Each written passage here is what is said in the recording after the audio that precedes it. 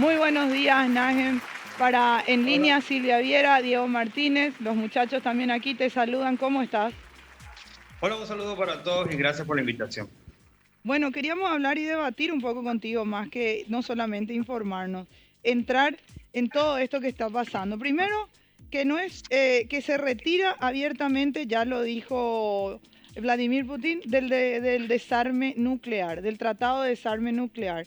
¿Esto es parte de la estrategia que está haciendo Rusia o es una declaración abierta a lo que tiene que ver la visita sorpresiva, vamos a seguir usando, de Joe Biden a Ucrania?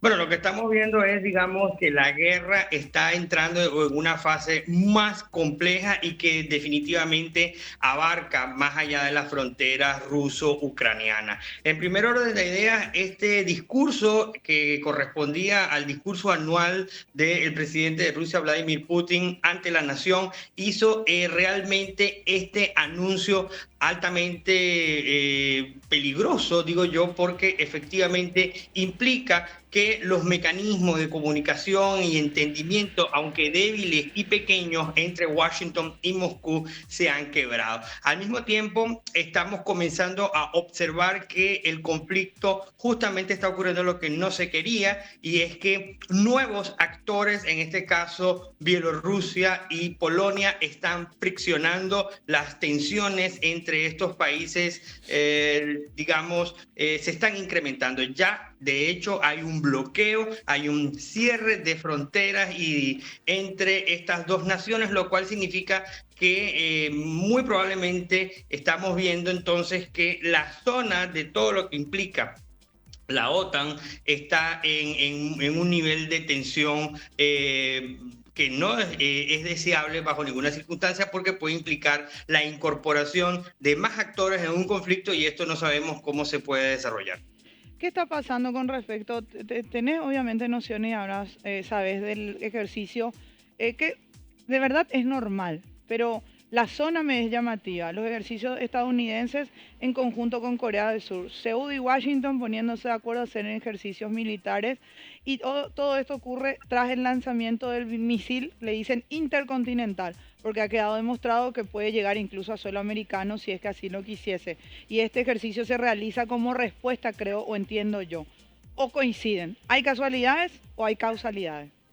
Bueno, este tipo de ejercicios corresponden justamente a la flota estadounidense en el Indo-Pacífico y obviamente digamos que son ejercicios programados y que coincidieron justamente con este lanzamiento. Pero lo que yo quiero que se entienda es que en este momento el mundo está en una situación de altísima tensión y de mucha volatilidad. Estamos viendo Kim Jong-un una vez más haciendo los lanzamientos de sus misiles, solo que a diferencia que este es un misil intercontinental Sí. y que él ha señalado entonces que tiene capacidades de ataques estratégicos, es decir, que ha superado el nivel táctico, ahora es mucho más peligroso. Y por supuesto que esto está ocurriendo en una zona donde recordemos también que abusiva e ilegalmente China ha estado bloqueando el estrecho de China con Taiwán, en donde justamente hay una suerte de coligación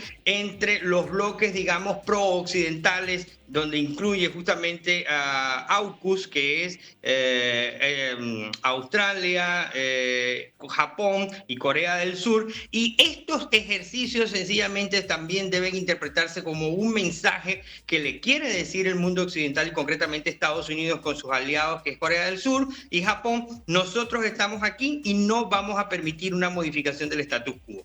Sí, pero sin embargo Pyongyang fue también muy taxativo al decir, amenazó abiertamente que si estos ejercicios continúan, ellos van a tener una respuesta, y usaron esa palabra, una respuesta sin precedentes ante los ejercicios o ante una posible movilización militar. ¿Por qué te digo? Vos hablaste de Polonia.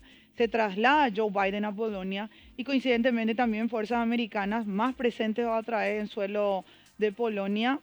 Igualmente la base militar en Polonia es muy importante, muy grande, abarca muchos militares, y bajo, pareciera yo como ciudadana común cualquiera, de que me están diciendo de que bajo este ejercicio es por eso que se están trasladando más tropas militares. ¿Está ocurriendo realmente esto o son solo especulaciones? No. Bueno, en primer orden de idea no son fuerzas americanas, son fuerzas estadounidenses. Estadounidenses, sí. Y en segundo orden de idea, entiéndase que cuando hay un ejercicio militar de esta naturaleza, hay movilización de tropas más allá de lo habitual, o más básicamente las tropas que están justamente en el comando del Indo-Pacífico. Pero insisto yo, por supuesto que las amenazas de Pyongyang no deben ser tomadas tan en serio. Perdón, Najem, pero vos no crees que, pregunto, vos que mejor sabes, ¿no crees que está disfrazado con ejercicio este movimiento de tropas? Es que eso entra en el terreno especulativo y te insisto nuevamente, son ejercicios que ya están programados, es decir, forman parte de la agenda de cooperación bilateral militar de Estados Unidos con Corea, solo que ahora están ocurriendo justamente en este escenario de tensión y es lo que genera la crispación y justamente es, digamos, interpretado por parte del gobierno de Kim Jong-un como una provocación. Sin embargo, lo que yo quiero dejar muy en claro es que el escenario global en este momento está altamente tenso y cualquier error de uno u otro de los bloques puede generar en una espiral de violencia realmente muy peligroso. Najem, te saluda Diego Martínez y abordar parte de lo que ya te dijo Silvia en las consultas sobre cuál podría ser la mecha que finalmente, con todo lo que ya estás calculando y analizando, llevaría a encender lo que tememos, una tercera guerra mundial. ¿Cuál crees que sería esa mecha?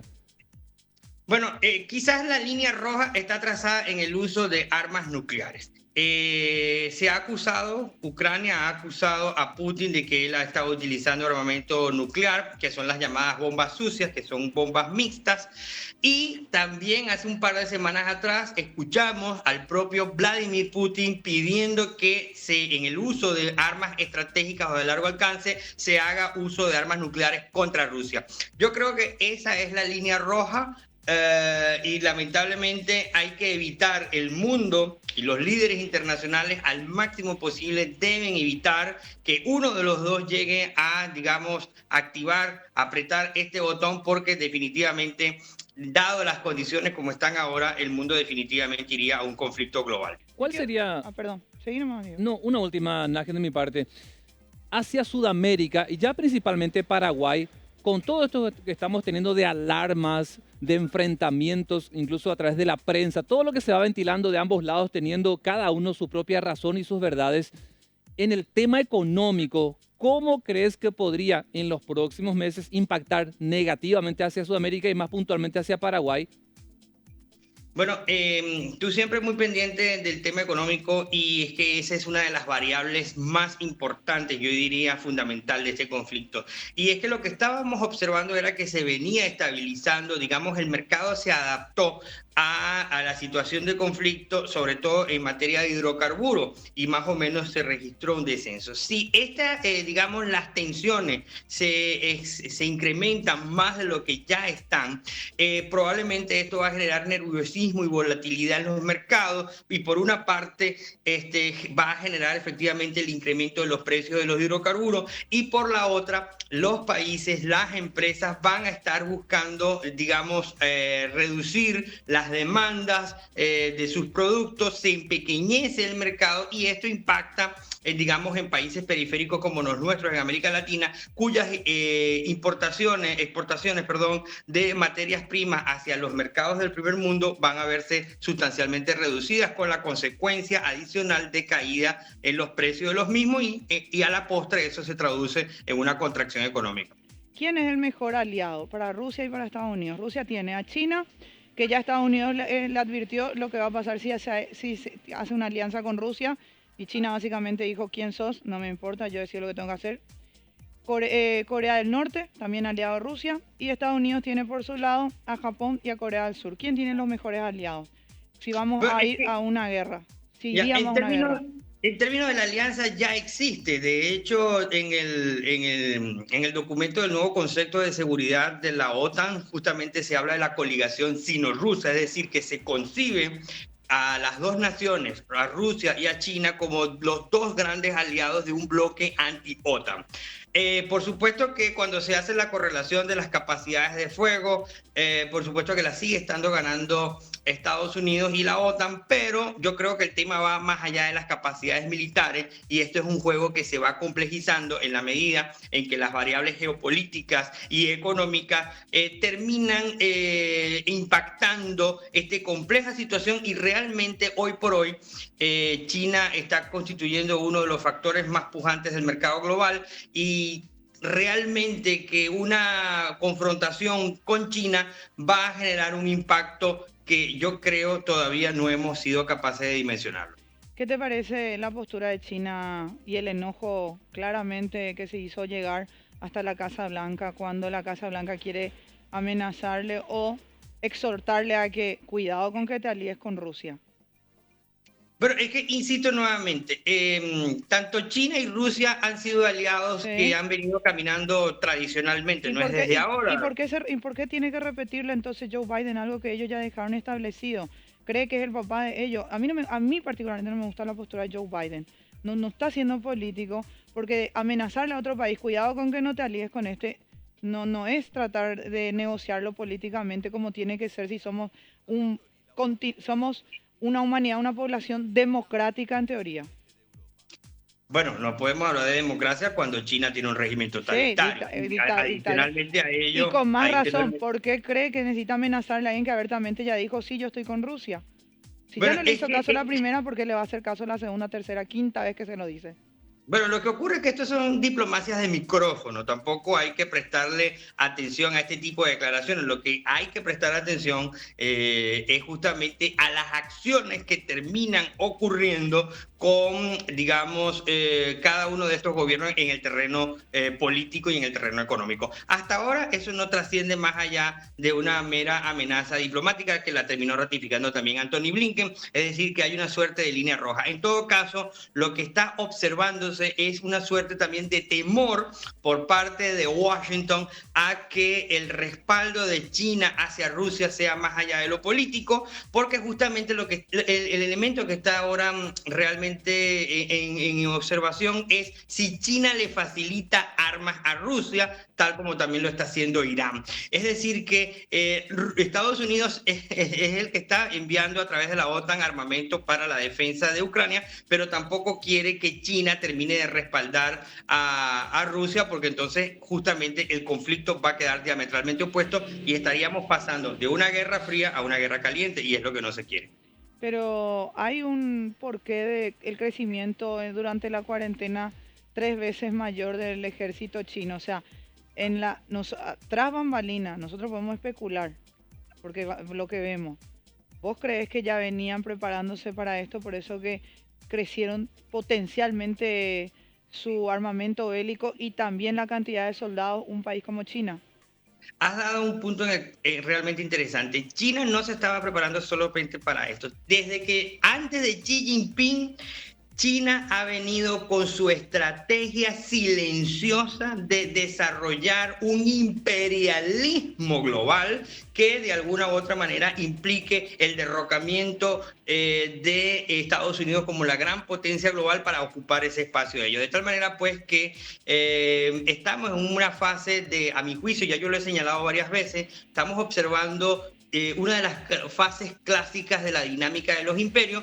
Muy probablemente, no soy el único que lo señala, estamos viendo una suerte de declive o de decadencia de los Estados Unidos ante la emergencia de un competidor, en este caso totalitario, comunista, que también está jugando a establecer su propio imperialismo, que es el caso de China, y para ello se preparó no solamente económicamente, sino política y geopolíticamente. A Paraguay le sigue siendo conveniente para Paraguay tener lazos tan abiertos con Estados Unidos y con Taiwán, no así Argentina, por ejemplo, que tiene más lazos abiertos con Rusia y con China.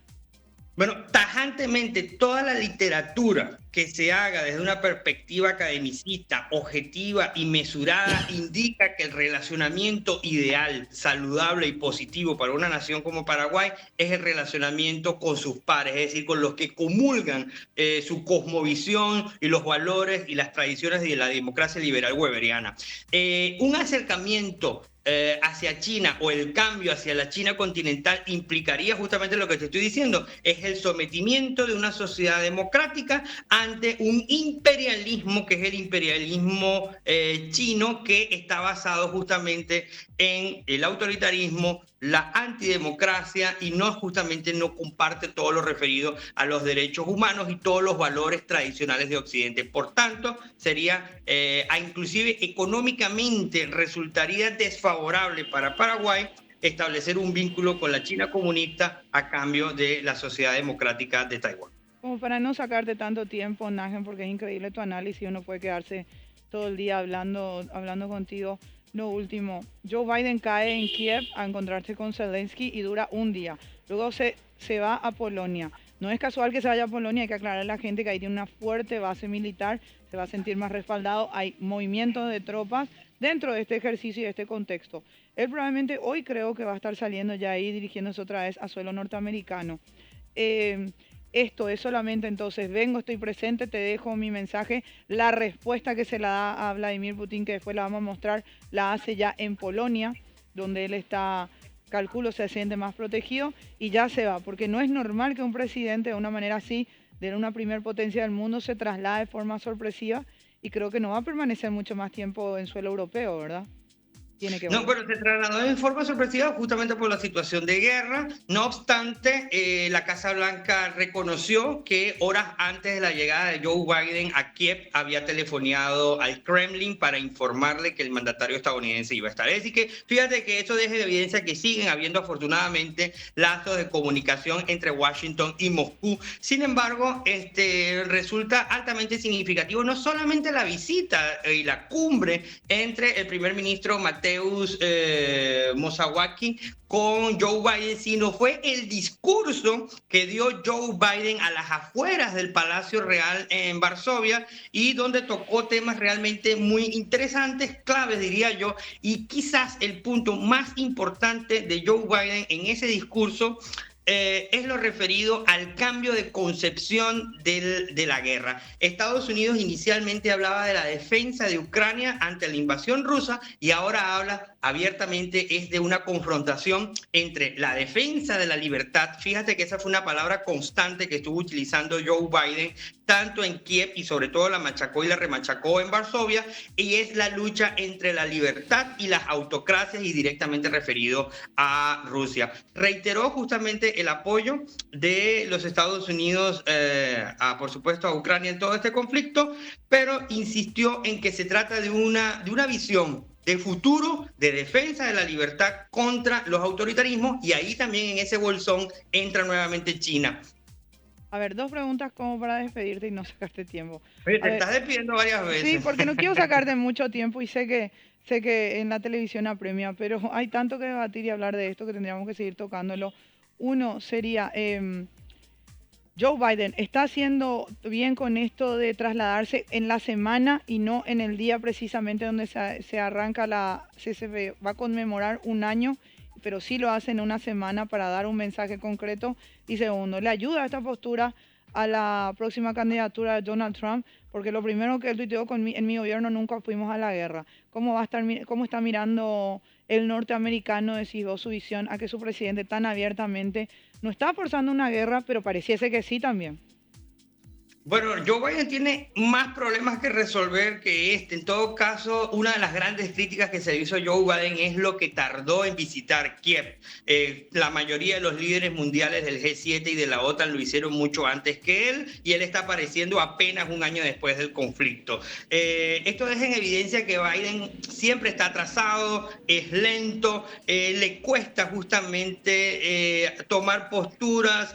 Y aunque ciertamente Washington ha impulsado el respaldo, la coligación de Occidente contra Rusia, realmente yo creo que la aparición de Biden en Kiev ha sido tardía. Sin embargo, el debate por la próxima candidatura a Biden, no, a mi juicio, no pasa por la postura en contra del conflicto o la invasión rusa en Ucrania, sino que tiene otros conjuntos de elementos en su agenda que son los que van a terminar inclinando la balanza en el elector estadounidense.